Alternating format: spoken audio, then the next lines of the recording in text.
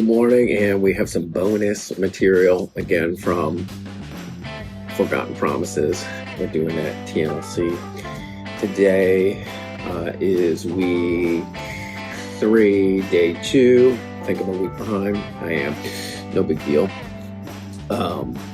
We're going to be in Isaiah 44, 45.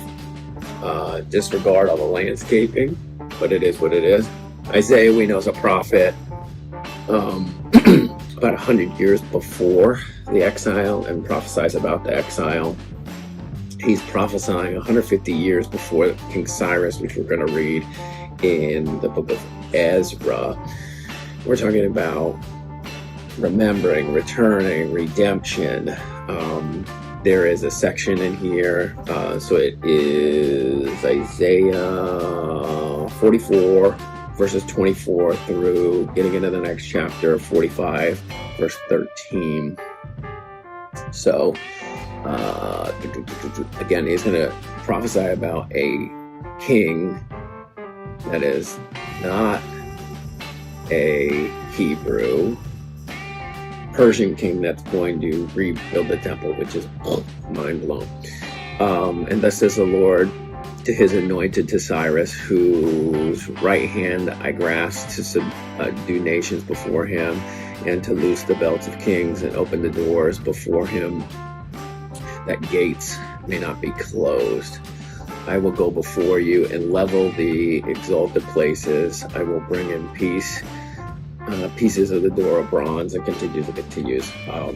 What an awesome prophecy. Moving into Ezra, when this is actually happening, this is going to be Ezra chapter 1, when this is a big proclamation of Cyrus, and King Cyrus, who's king of Persia and running basically the whole known world at the time, is about to rebuild the house of God. He keeps calling it the house of the Lord, the temple.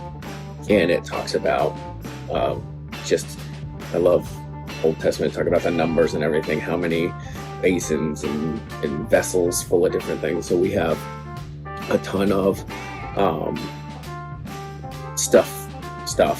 items, precious items that Nebuchadnezzar took to Babylon. He's taken it back to Jerusalem, and it is just vessels upon vessels upon vessels of gold and silver and different building materials.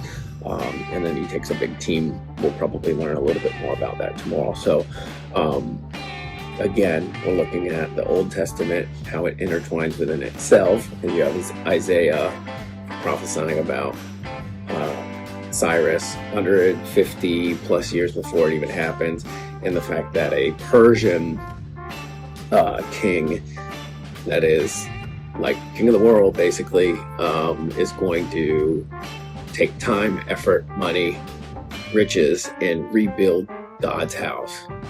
Pretty awesome. We know ultimately everything is fulfilled in who? Jesus. That's how we read the Old Testament. We're always pointing to the right, to Jesus.